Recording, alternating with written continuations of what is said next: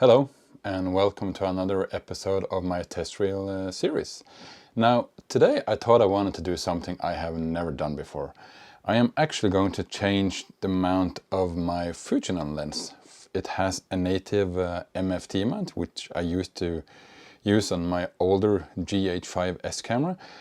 I'm going to see if I can change the mount to RF mount.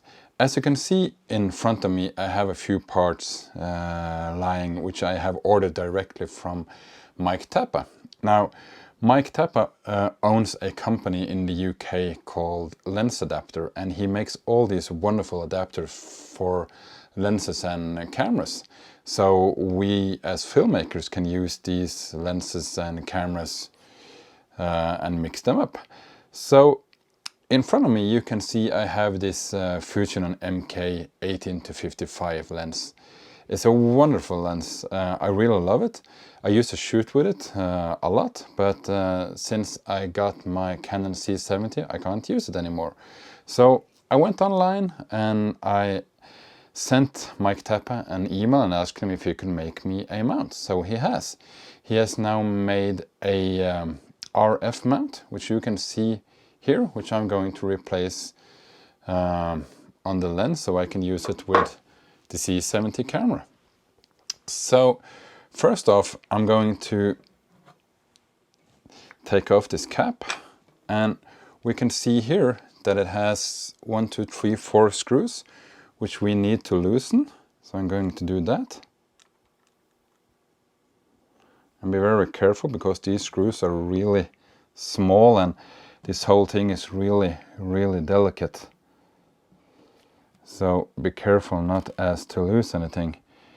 Now, with all the pandemic going on, I thought I wanted to do this myself. I really don't want to send my lens off to the UK. Now, you can of course, probably I guess, send it to Lens Adapter, but it should be really straightforward. So there are, as I said, 4 screws. I have now taken off 3, and as you can see, they are really small. But he has also supplied me with replacement screws, which I'm going to use. I guess they will fit on the shim adapter better than the old one. At least it should be. So there we have the mount loose and the little shim ring, and here we have the green color. So let's see what's going on inside here. Let's see if we can just actually have to see how this is attached.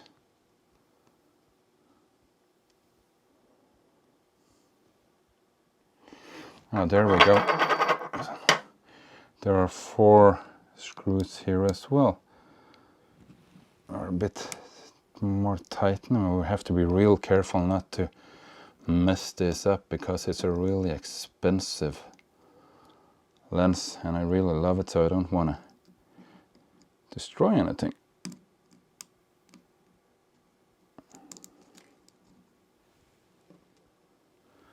There's another one coming loose. Okay. This is actually a bit nerve-wracking, especially since I haven't done this before. I'm not a technician, I'm just overly interested in technology, and running my own business I have to be careful about unnecessary costs. Now there seem to be 3 screws here.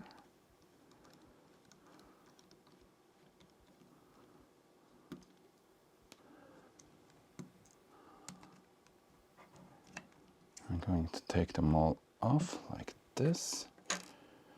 There we go. And now we have this ring here come loose as well. That's the mount for the back end. We're going to adjust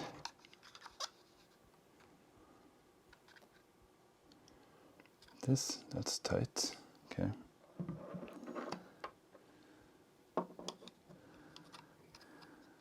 I'm going to align them.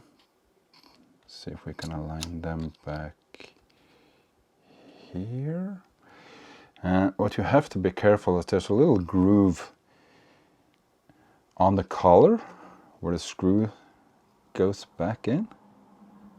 And these screws are really tiny. We're just going to change back a bit. I don't know what you call this abroad, if this is a Phillips, there's a small, we just call it a star screw.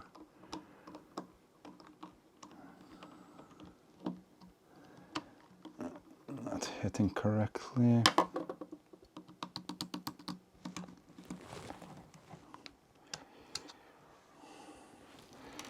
I think these are the tiniest screws I have ever worked with. Oh, there we go. Let's see if we can align this back up. I think aligning them is the hardest part.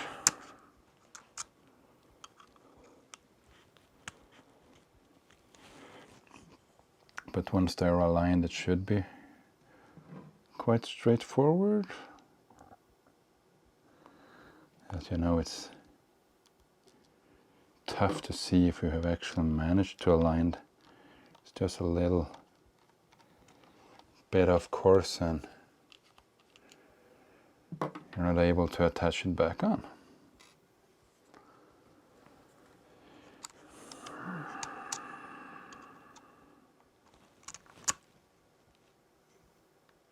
Let's see if we have hit it correctly now.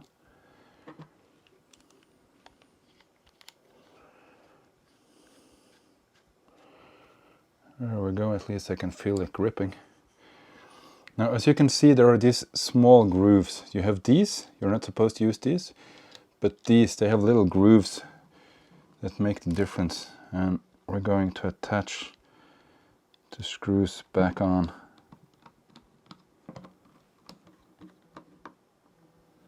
Because this was actually a lot tougher to replace than I was expecting. Let's see if we have hit. Okay, so there we're back. We have hit the correct grooves now. And there's 1, 2, 3.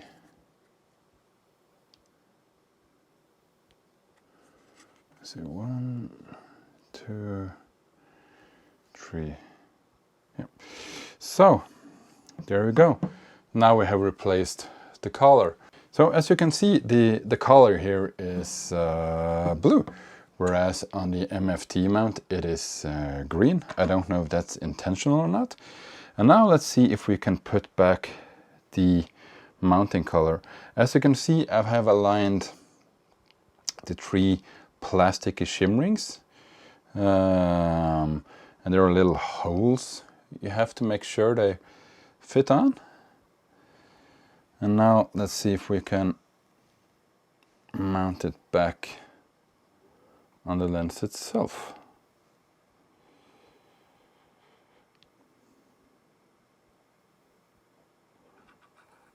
There we go. Now we have to find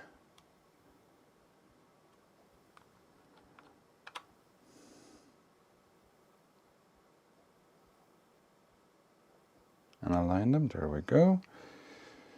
And I'm going to use the screws that Mike supplied.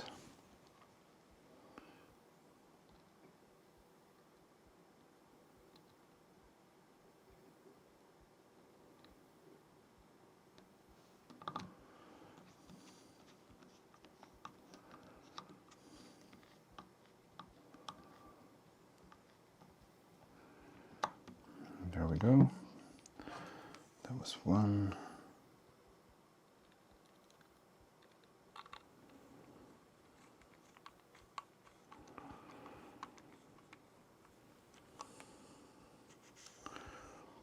That was number 2.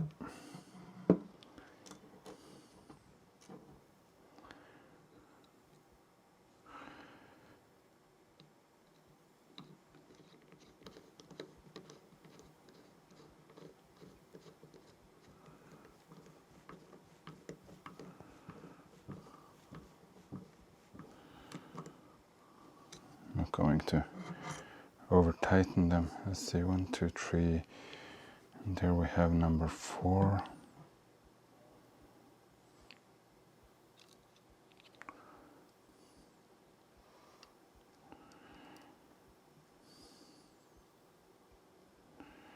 These screws are so tiny.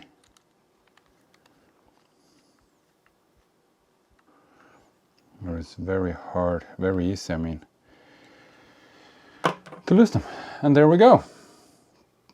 Now we have changed the mount from MFT to RF, to Canon's native RF mount.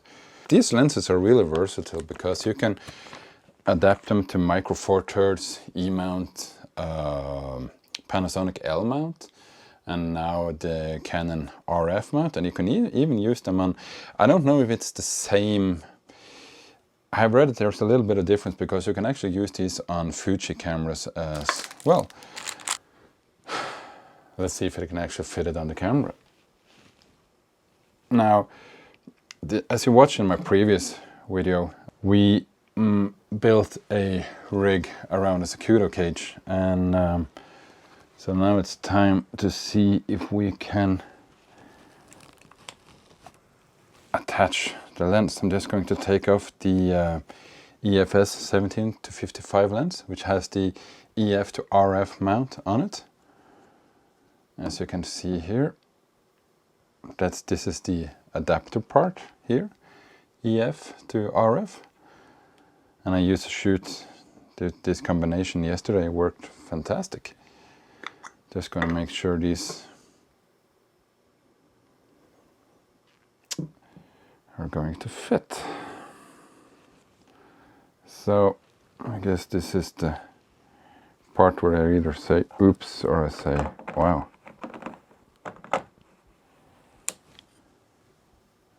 And I say wow.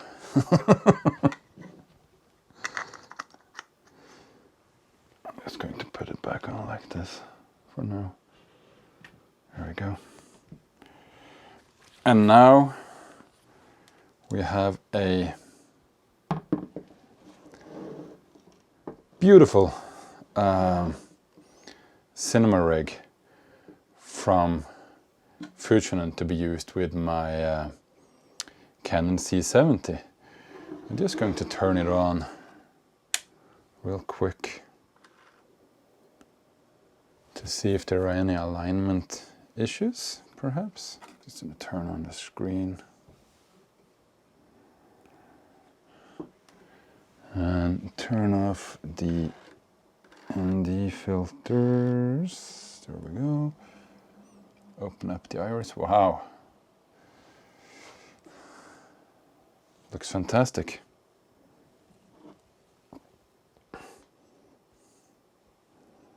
Just going to turn this around. Now, obviously, you're not going to see this as well as I can, so I guess, there we go. There we have the image. And focus. It's hard to focus backwards, but because what I was curious about is to see if the image will actually be sharp.